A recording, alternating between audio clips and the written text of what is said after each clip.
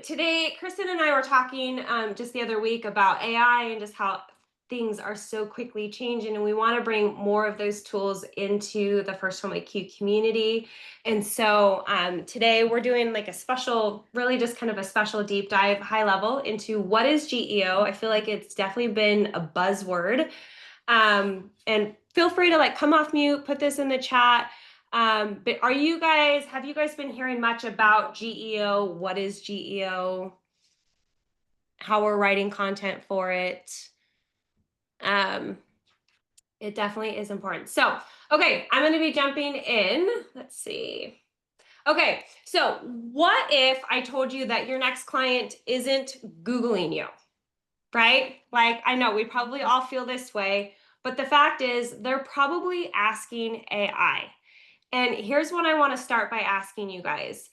When you guys have a question, what is your first like habit now for how you find an answer? Like what are you guys doing?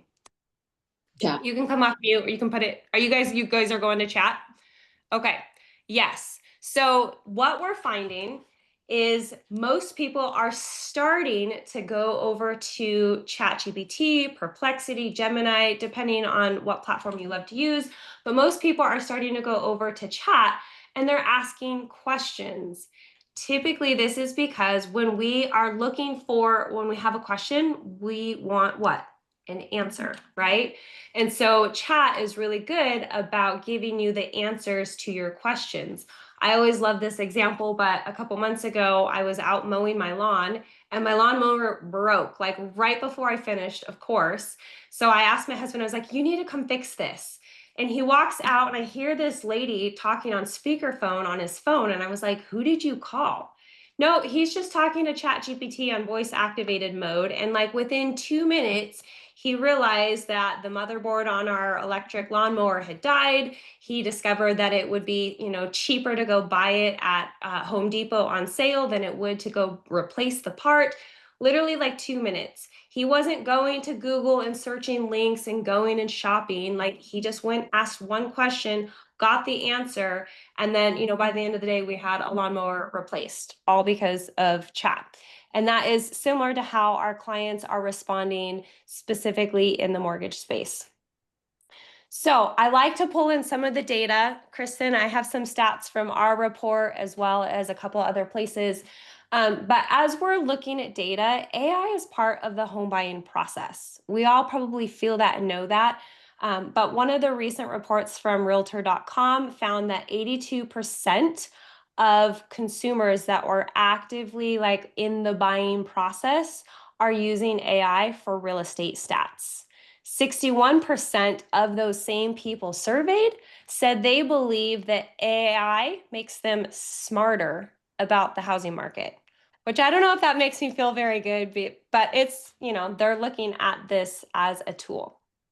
And then 32% are using it to also compare lender reviews, which means they're going to ChatGPT and they're asking for, a side-by-side comparison of, maybe you versus somebody down the street in your same, industry, and they're looking at reviews. So we want to make sure that we are being findable. Second to that, AI is dominating just general research trends. So this probably won't be surprising, but in the last year, AI-powered search traffic has grown 970%. Of that, 67% among AI platforms, ChatGPT is dominating and leading the way. Perplexity and Gemini were right behind. And then 22% of all citations on AI are user-generated content.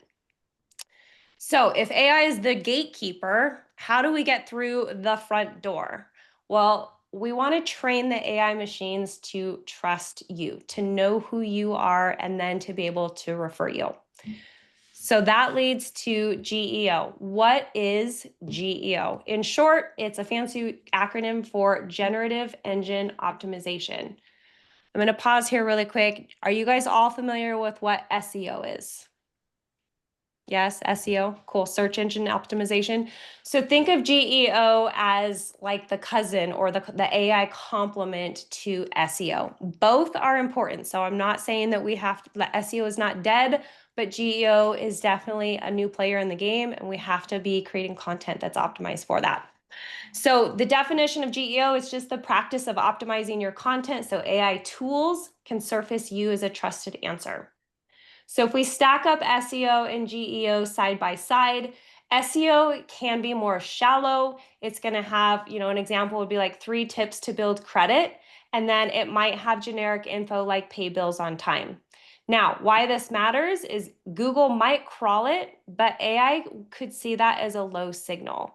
So what's important to AI is that your content has semantic depth. It wants to make sure that there's actual depth to what you're talking about so it can pull the information and give a really comprehensive answer. So GEO goes deeper. So on that same example is, how do you build credit as a first-time home buyer? Like, what are lenders actually looking for? And then having subheaders like what scores lenders need, how rent and utility history can help, what's the difference between a Vantage score and a FICO score? And then even including client stories of how you've personally helped them improve their credit. So AI will look at this and say that this is context rich, that it's trustworthy, and that it's site-worthy. Okay, so let's talk about reputation and how does AI understand reputation? So the first part is you want to create signals. Signals would be things like reviews, websites, bios, social media posts, third-party profiles. So this is what, those signals are kind of what makes up your online blueprint. Those signals, then Google structures those signals. It turns them into measurable data like star ratings and review counts. This is why I am a really big proponent of, Google business profiles, and, we should all be asking for reviews from our clients, but things like experience.com, if you have reviews on Zillow or Google profile, like those are Google being the most preferred. The third thing is AI models reading the web. So AI tools like Chat, Gemini, Perplexity, they're pulling from public signals and then they're deciding who is credible and relevant. And then the fourth part is reputation becomes AI memory. So the more consistent and trusted your signals are, the more likely AI is to recommend you. And then you can see this turns into kind of a circle or a flywheel. Visibility compounds. So when AI features you in results, it drives traffic back to your profile, reinforcing your authority loop. So you want to be making sure that you're having content out there, again, that's trustworthy and credible. Reviews are one of the best ways that you can be capitalizing on this.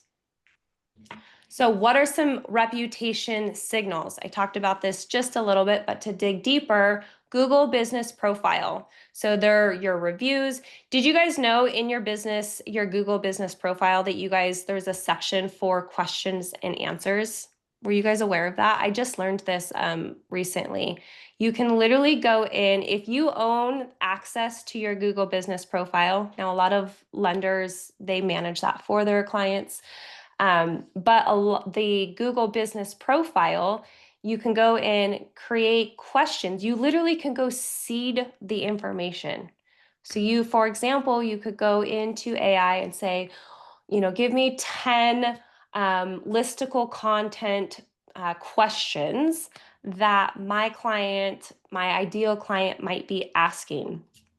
Then you can take those questions and say, now, can you give me an answer, a short form answer at a conversational level?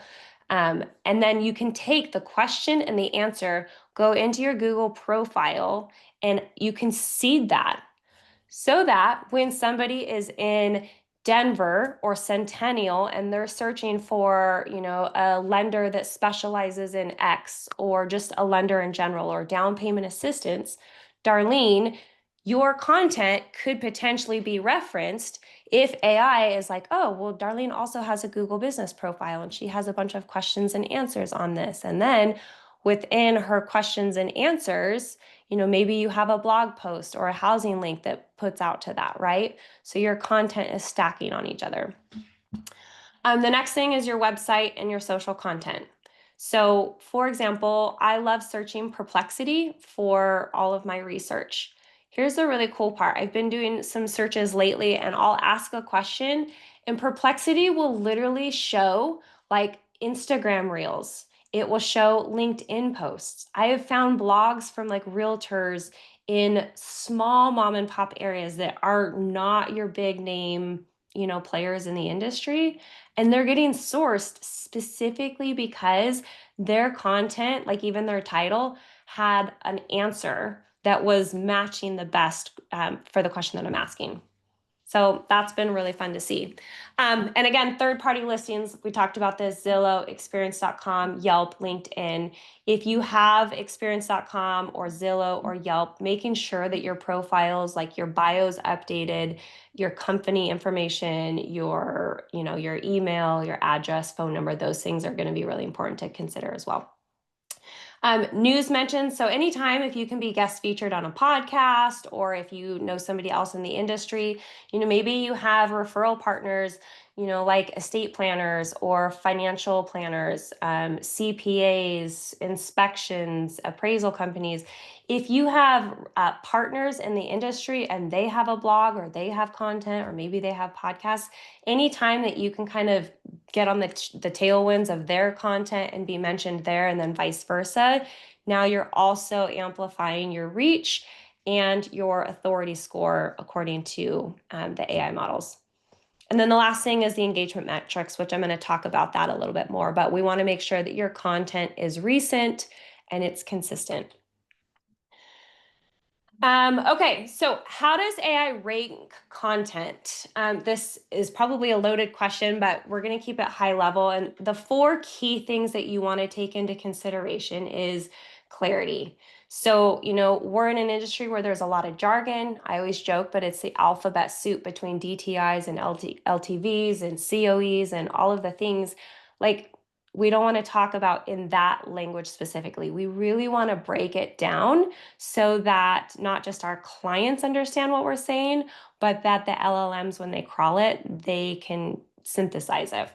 So make sure that your content is structured like an answer. Like, these are 3 types of credit scores. The next thing we want to look at is depth.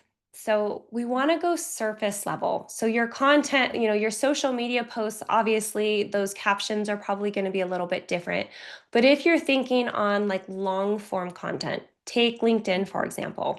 If you're writing a longer post or you're creating an article or a newsletter, we want to make sure that your content is there's depth to the topic. So even if you're just, maybe you're doing a series, going back to the example of a credit score, maybe you have one post about, the 3 different types of credit, but then maybe you break that down into additional posts, and one post is just dedicated to the, what is a Vantage score, and, how is that ranked? How is that graded? Things like that. So going deeper on topics is really key. Recency. We all preach this, right? Like, we want to make sure that our content is up to date. If you're like a lot of us, our content consistency and recency might follow our pipeline. Like, our pipeline is slow, so maybe we're posting a ton because we have more time, and then or maybe it's the opposite because you're prospecting so much. But then you're getting busy, and it's like, oh, the last thing to get picked up typically is our content. So we want to make sure that the stuff that you're putting out there isn't like, your last article was dated 2017. Like, we're not in that market, not even close. So your content needs to be speaking, really current and relevant. And then the last thing is you want to make sure that your content is public and accessible. So think about it this way, like, obviously in an email, AI is not crawling your email because that's private. But if you have content, that's not public, you're not going to get the credit for it. So AI can't cite it like a PDF. So if you have, maybe you have a lead magnet from your company, or you've created something really beautiful in Canva and it's like, download this to get your 10 tips for, moving, whatever that is, that's great. But AI isn't going to crawl your PDF like it is going to crawl, a public blog or a LinkedIn post or something like that. Any questions so far? Let me see. Trying to keep an eye on chat as well. Cool. Kristen, you asked, does the length of the content matter? I would say yes. I don't think it's like, hey, here's the minimum that you have to hit X amount of words. Kind of general rule of thumb. For my LinkedIn articles and the research that I've been doing, I've been trying to aim for about 800 to 1,000 words. And then like for a blog that I'm putting like on a website, like, for FirstHome IQ or my personal website, I'm aiming for a little bit more depth, around 12 to 1,500 words. I would say, obviously the quality of the content is probably more valuable than just the depth. And I can give you guys some tips on like, how I'm prompting. I'm always trying to ask, like, make sure that this is optimized for GEO and add in keywords and things like that. Okay, so when we're looking at 5 high impact content tips for GEO, again, I mentioned this, but we want to be answering in prompt style questions. So use titles like how to build credit if you're under 30, or what's the best time to buy a house in 2025, or is buying a house with student loans a bad idea? Here's one thing that you could be doing. Again, we talk about going over to AI. I always love to like start with an idea or a question. So for example, if you're wanting to write a content piece speaking to next gen and using some of our FirstHome IQ resources, then you could go over to Perplexity and ask a question. What are 10 questions that next gen home buyers are thinking but might not be asking out loud? Like, what are concerns that they have? Or, what are 10 questions that I could write content around, student loans or bad credit and buying a home? Right? So we can be asking questions and then getting some of that information, and I'll do a demo in a second, show you guys that. But then you can take that and then use that as like the jumping board into writing your content. Okay, next thing is we want to train your AI with your voice and your point of view. So do you guys ever feel like you go onto social media like LinkedIn or Instagram and you're reading stuff and you're like, ChatGPT? Like, Deborah, I know you're on this call. You probably, Kristen, you're probably like, oh my gosh, like you can spot a ChatGPT post a mile away.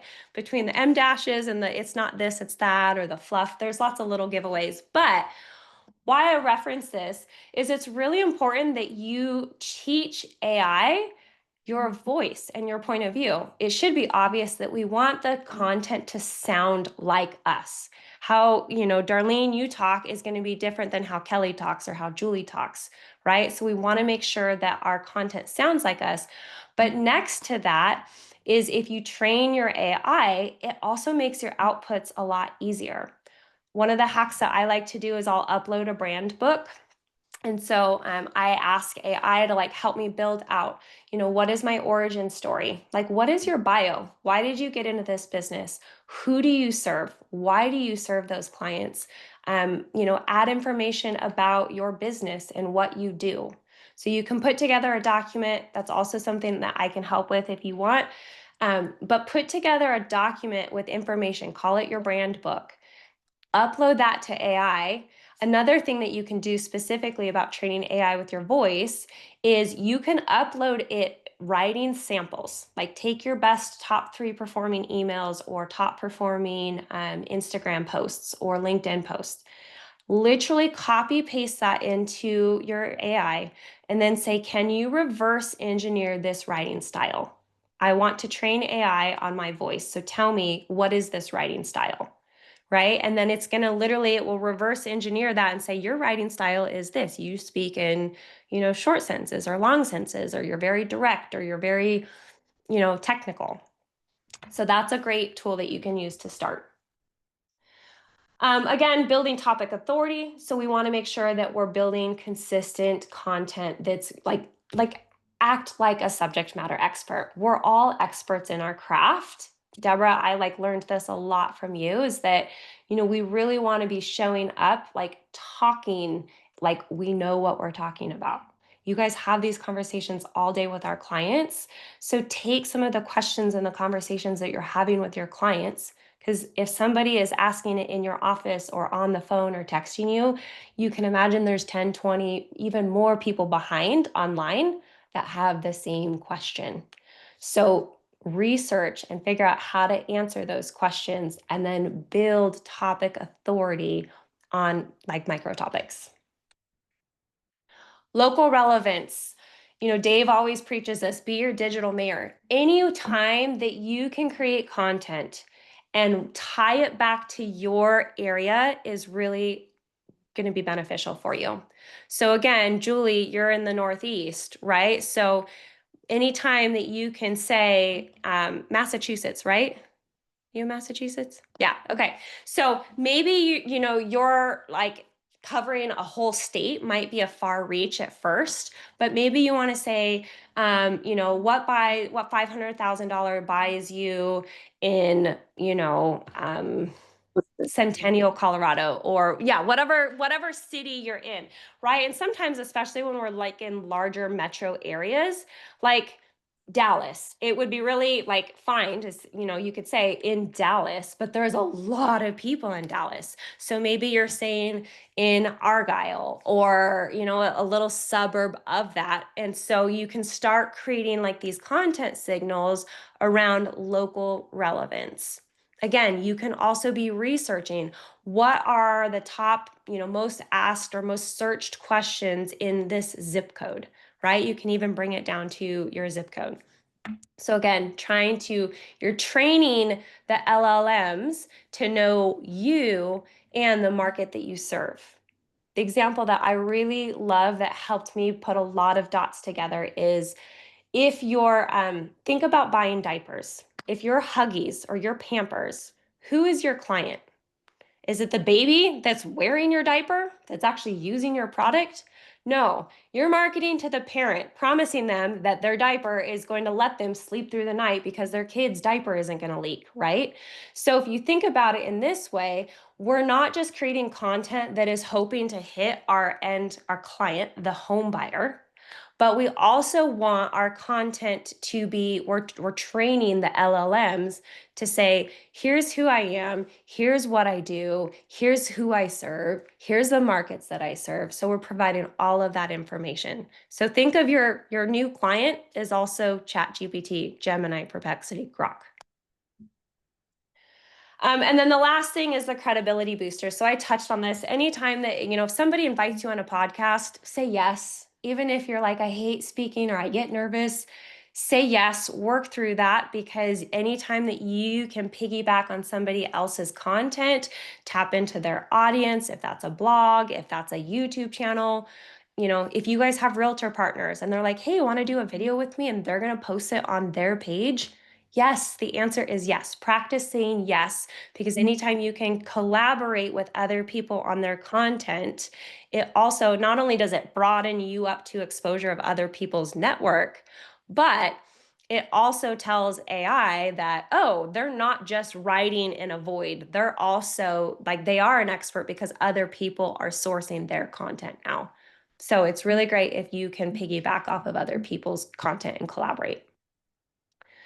Okay, I thought this information was really cool. So I pulled this from Ahrefs, and I'll send this out after you guys, but I do have all of the sites or the sources if you guys are nerdy and want to dig deeper. But I looked at this site and they researched 9.6 million ChatGPT queries to identify the top 100 US most cited domains this year. And the first and number one is Reddit. I've been hearing a lot about Reddit, hey, people need to go on Reddit because there's opportunity.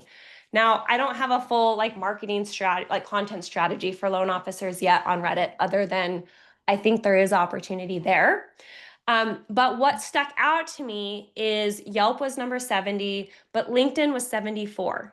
Now, you might be thinking 74 is really far down the list, but when you take that list and you pull out Walmart.com, Amazon, Target, People Magazine, like all the places, like we're not going to get cited on those sites. So when you pull all of those sites out and you're looking at platforms that allow you to post user-generated content, Yelp or LinkedIn was right there. And so there's a lot of opportunity for you guys to be posting on LinkedIn. We've been doing this. I don't know if you guys have noticed. If you haven't, after this call, I would love for you to go follow FirstHome IQ. But we just started a newsletter on LinkedIn for FirstHome IQ. So every single week, we're posting something that's related to financial literacy, next-gen homeownership, all of those things. But here's the cool part. Because we have connections on LinkedIn, LinkedIn refers and suggests our newsletter out to our network. So I started doing this in my personal strategy for my personal brand. And you guys, I spent over 5 months trying to grow my email list organically. Showing up on social and having lead magnets, trying to get people to give me their email address so I could, try to get in front of them. Then I created a newsletter on LinkedIn.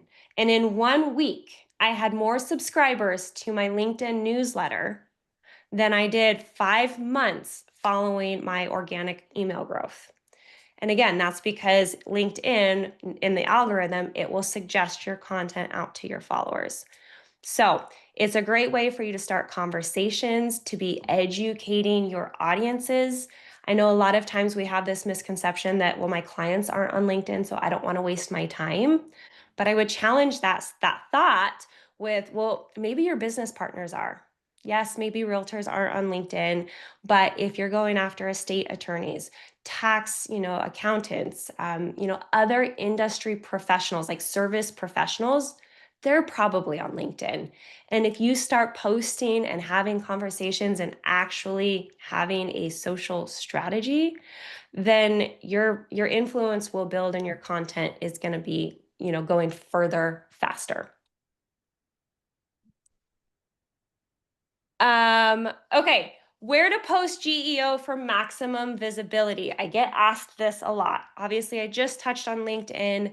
Google My Business is also really good. Again, that really kind of depends to the company that you're with. Some of the larger, lenders, their marketing department is going to control that, which is helpful for you. But it can be a little bit more challenging for you to access and make changes. So if your marketing department manages your Google profile, what I would suggest is you reach out to your marketing department and say hey, if I want to update my bio, maybe it pulls from your website, but if I want to update my bio, can I send you some suggestions? Or, if I send a list of questions and answers, can you please, add this to my account for me? Or, maybe they can add you as an admin to your account. Again, you're going to have to work with your marketing department on that. If you're a broker or you own your own business and you have the freedom to do that on your own, go start a Google business profile if you haven't already. And this is also because Google will rank their stuff higher. And Google obviously owns Google My Business profile. So even if you're a lot of your traffic comes from other places, there's huge opportunity to be on Google, and your reviews should be living there as well. YouTube is another strategy. And again, who owns YouTube? Google. So there's a way that you can post your videos. It's one reason why at FirstHome IQ, anytime we have, webinars or things like that, we're always posting over on our YouTube channel. Yes, we want to grow our following, but again, we're thinking of our second client audience is LLMs, and we're taking our content, making sure that our descriptions, our titles are optimized so that when we're posting those videos, we want to get as much juice for the squeeze. Nobody wants to work that hard. So if we can get as much juice for the squeeze, where the few places that we're putting our content, that's going to be valuable.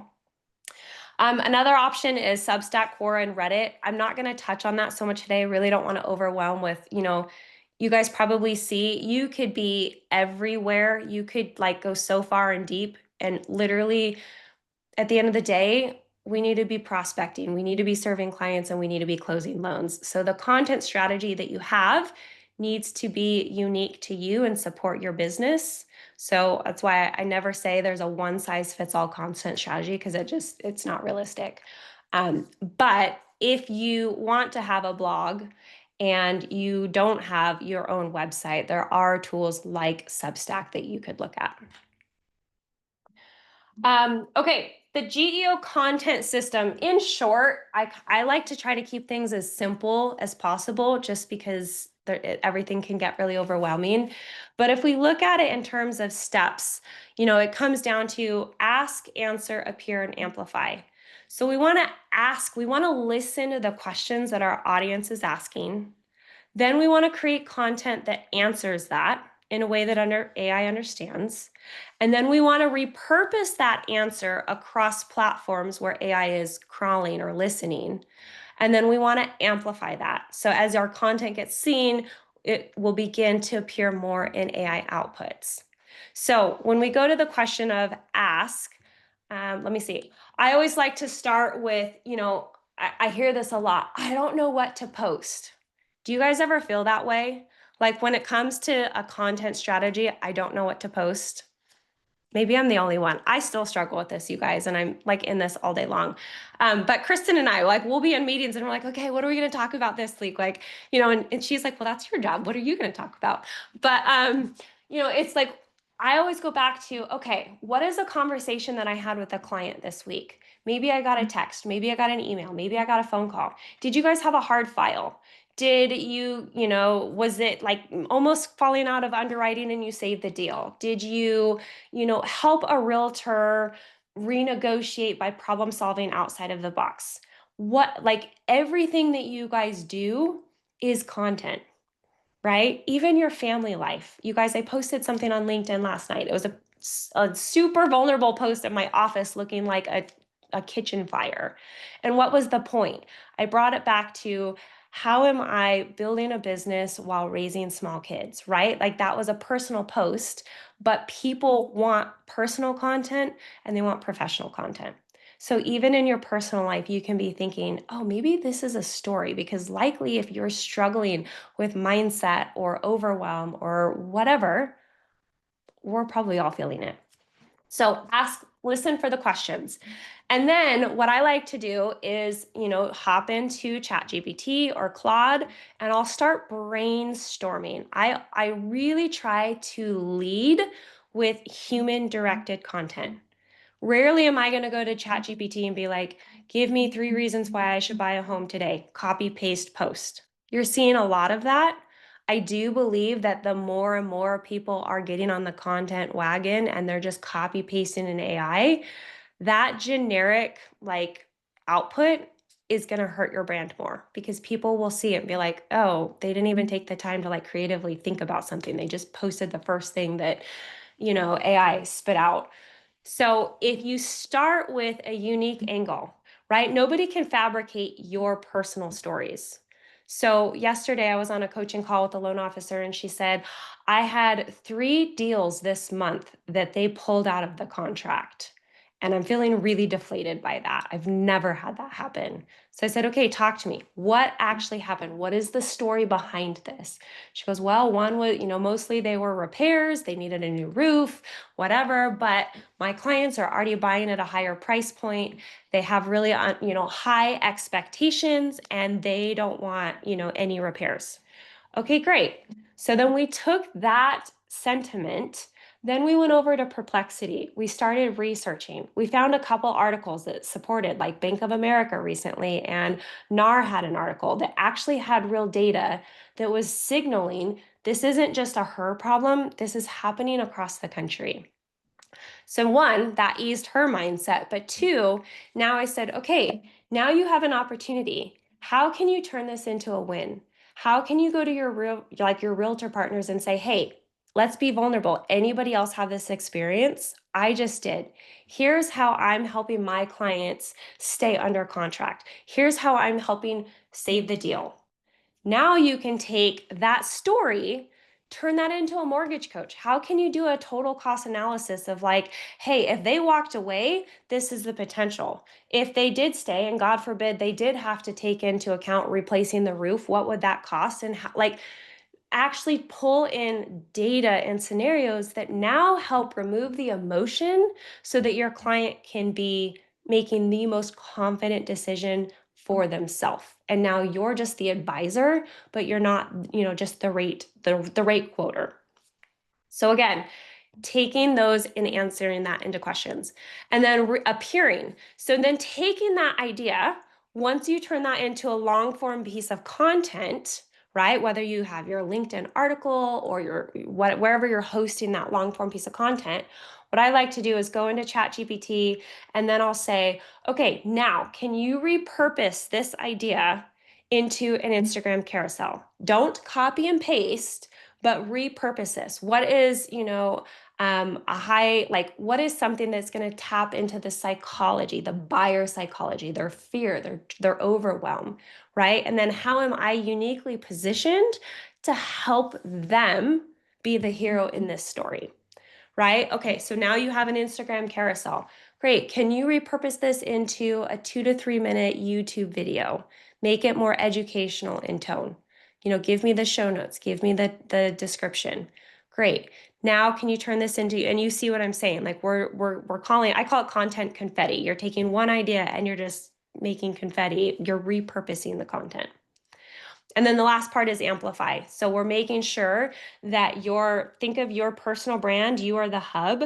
And then if you have something on LinkedIn, if you have something on YouTube, if you have something over on Instagram or your blog or, a review, now you have all of these little nodes of content signals that are reinforcing your authority as the subject matter expert in your local market.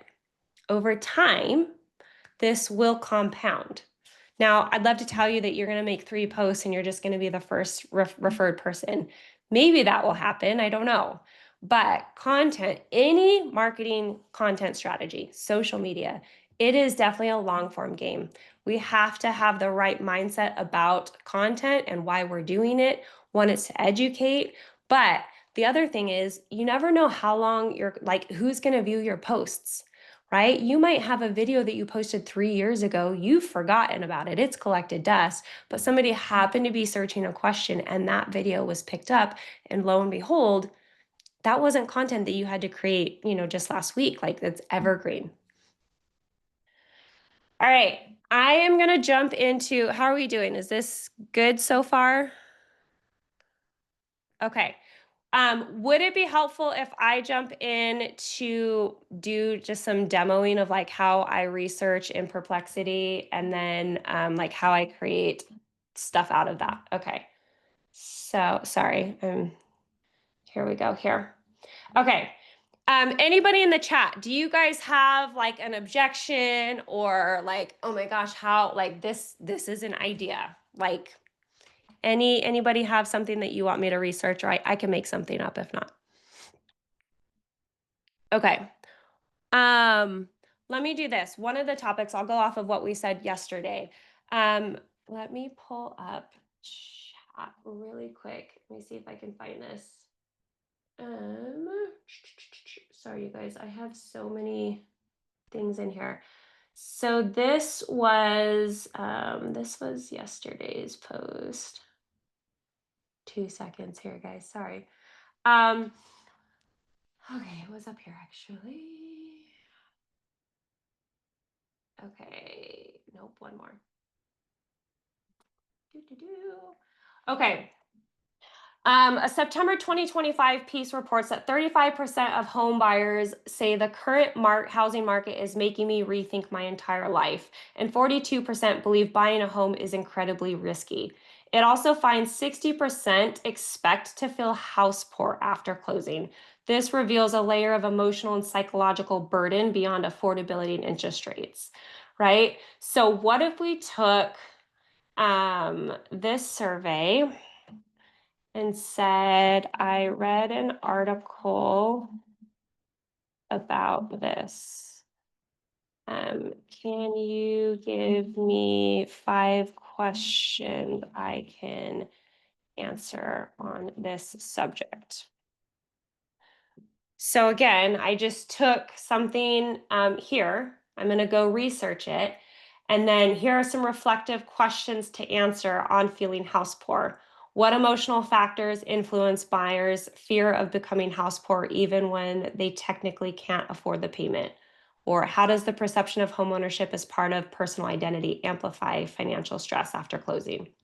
Okay, so you can see here what's cool is then you can literally drill down and ask more questions. Let's explore this. Oops. So anyways, you can see how we're going to explore that. Now, I'm going to hop back over just for the sake of time on this same topic right here. I'm going to pop into my GVT over here. This one helps write copy.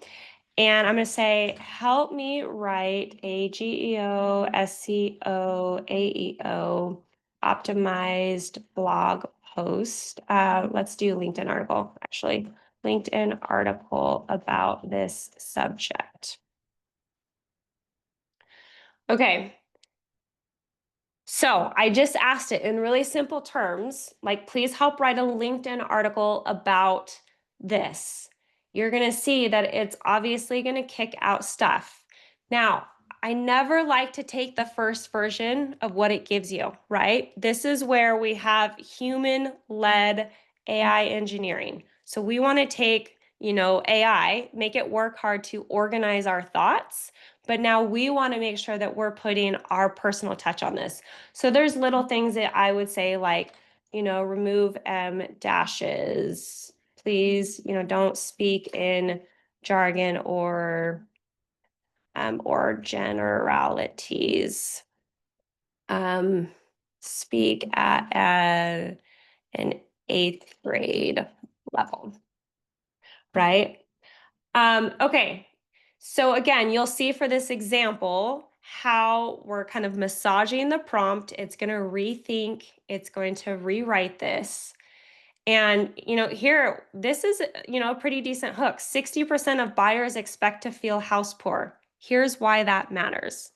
Now, one of the things for GEO is that it wants to be able to, it reads the top down. So from what I've researched, having a quick summary at the top, basically TLDR, it means too long, didn't read. Now you can remove this so it doesn't say that, but this is really just like, 2 to 3 sentences about what the article is about. And then this goes deeper. And you can see when we talk about semantic depth, having subtext. So these are, H1, H2, H3 headers. So these are like sub questions. What does house poor really mean? They're clear. It's not just about the numbers. What can you do if you work in real estate or lending, right? The bottom line. So now LLMs can crawl this, and these are like sub-answer, like questions inside your whole post, but you're drilling deeper down on a subject. So what I like to do after I have my core content piece written, and it's like, yep, this is in my voice, this sounds like me, added in my technical expertise, then I will tell my chat, now, please help me write a 60-second reel optimized for YouTube, right? So now you can ask it for, or you could say an Instagram reel. You could say an Instagram carousel, a LinkedIn post that is going to be the content to share the actual link for the article. Again, you can drill down and ask it for, please help me.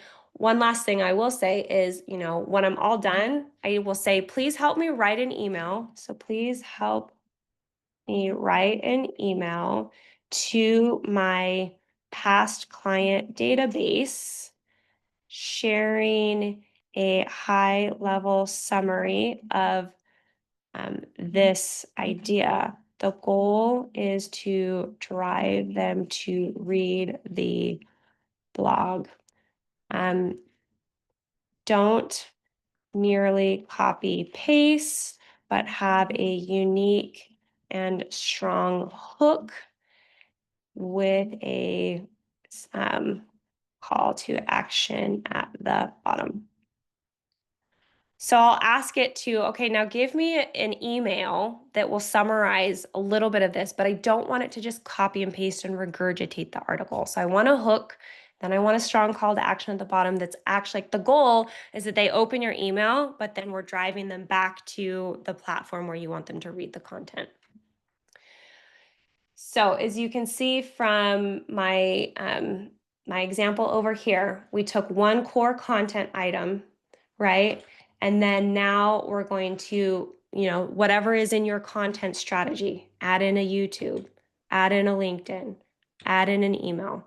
And then the last part, depending on your Google business profile, is for each content piece, you could say, give me 2 or 3 questions that I can post on my Google business profile.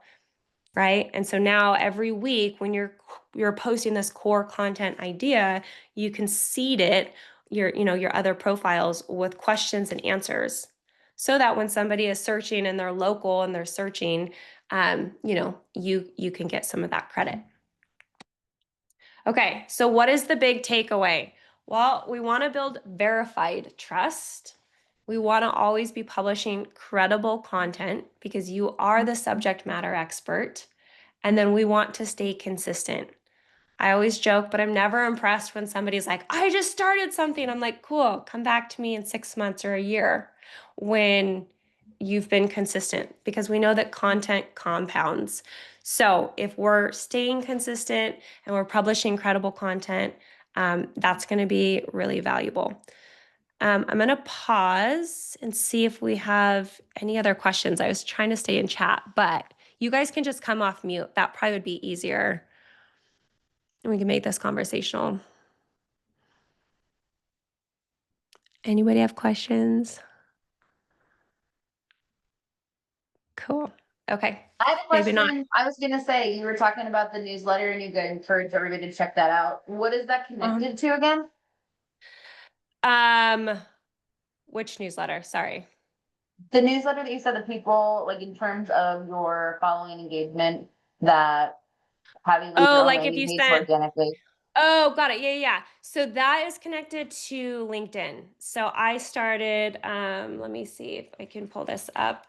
I'll show you an example on FirstHome IQ here. It's always a little nerve-wracking when you share your screen and you're like, what's on here? But we just started just a couple weeks ago. So we started doing this strategy for LinkedIn. And so again, you guys, we just started publishing this, and Kristen and I haven't put even a ton of effort behind it, but the goal is right now is we're trying to be consistent. And we have 179 weekly subscribers.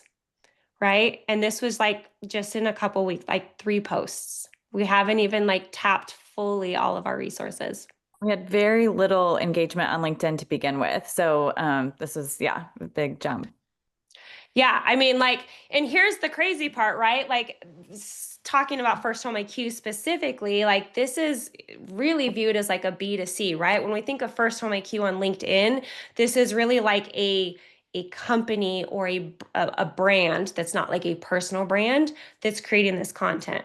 Now, what Kristen and I are also strategizing on is okay, well, we know that people are more likely to engage with personal content as opposed to the brand content. So what I've been doing, what Kristen's been doing, and we're encouraging our ambassadors, so everybody on this call, one of your posts for the week is go over to LinkedIn and share our content, right? And then put that in your voice.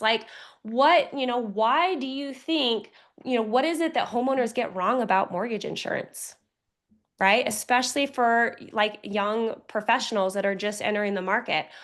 Mortgage insurance isn't always bad. Is my screen being shared? No, dang it. Sorry, guys. I'm talking expecting that you're seeing this. You see it now? Yeah. Okay. So for example, yeah, we have 179 subscribers and we've really just started this. But here is an article that we talk about is what homeowners get wrong about mortgage insurance. And then we've had engagement. minimal. But again, like Kristen said, this was like starting from, we didn't have a lot of engagement. So what we're doing is we're creating content. Now, you guys, we're sending an email out every single week to our database saying, hey, hot off the press, here is a new talking point. Here's 3 ways. You guys, in our emails, we're like pretty direct in the ask. Here's how you can help the conversation. Go share this. Go like this. Send it to a colleague. Make a comment. So you can do that in your content too. When you write a LinkedIn post, if you send this out to your realtors or your clients, hey, here's how you can help, advance or help continue this conversation. We really believe this is important. Here's how you can help. Share it, like it, comment, right? And what we're doing is we're sending this out to our database, and we're even giving them a quick prompt. Not sure what to say? Copy paste this into your GPT and now come up with your own angle. You could literally do that for your realtor partners too. Say, hey, I just came across this really awesome article on LinkedIn from FirstHome IQ about mortgage insurance. If you don't know FirstHome IQ, talk to me. I'm an ambassador. I love them. But here is my take on why mortgage insurance has a bad rap. And here's how I think it can be a really awesome tool to help first-time home buyers who might otherwise be sidelined get in the market. Oh, who do you know that might need to hear this? Please share this, right? So now if you provide an email of value out to your realtor partners, making this personalized to your touch, put the prompt at the bottom. Now this is one piece of content that you could either capitalize on from your LinkedIn strategy, or you can also share it in email. And you guys, you could take our content, copy paste it, go put it into your chat, put your own spin on it, and then repost stuff, right? Like that's what, as ambassadors, that's what we have, is like all of our resources in our library.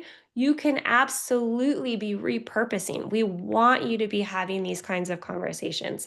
That's why we exist. So that is an example of how you can take one idea. And again, that's our strategy every single week. Is we're trying to have one big idea. What's one conversation? What's one myth, one misconception, one objection, one whatever? And how can we have that conversation strategically in a couple different places, right? So an email, a LinkedIn newsletter, and then maybe one other place. So, and you can see from how we did that on ChatGPT, you start with one idea and you literally create the multiple pieces of content in that same thread, and now you're copy pasting. The more you practice that, you guys could literally probably be creating all of those pieces in about 30 minutes for your whole week. And then the rest of your content strategy is focused on engaging, having conversations, leaving meaningful comments, those kinds of things. Any other questions? Is anybody overwhelmed, or was this like 0 to 10? Was this helpful? Hopefully I didn't waterboard you guys, Katie, but this is fantastic. Tons of great information here. So I'm definitely excited to I think we should do a, summary of like steps that you've shared. okay. And send that out. I know we can run it through AI, create a little thing. So, yeah. Yeah, so we'll send an email out. I will put a link. Let me see. Let me put this in the chat really quick. I am gonna do a GEO masterclass. So if that is something that you guys are interested in, I think a couple of you have already registered, but I am going to be doing a 2-part masterclass on this next week. So the first part, it's going to be 2 90-minute workshops. The first workshop is going to be like how to develop and define your core entity cluster, which is like, what is your core bio statement so that you're training AI to know Julie Leet lives in this city, she does this, she supports this, and she is experienced at this. Then we're going to look at how do we optimize all of the platforms that you're on so that they're clean and indexable. And then the second part is we're going to go deeper into what I just shared. How do we research ideas? How do we put together a strategy? And then how do you actually build consistent content? The whole goal is not so that your content strategy feels like overwhelming, but every week you can be like, okay, I just need to do one idea and I'm going to post in these 3 or 4 areas and I'm going to time block, 1 hour, right? And I have some tools and some hacks on some things that I can kind of also help with that. But we will send a summary of today, our call, and I'll put together a playbook for you guys. I do have a GEO Quick Start playbook, so I'll share that with the community as well. Thank you so much, Katie. This is great. Thanks everybody Cool. for. Thanks, guys. We will talk to you next week. Bye. Bye.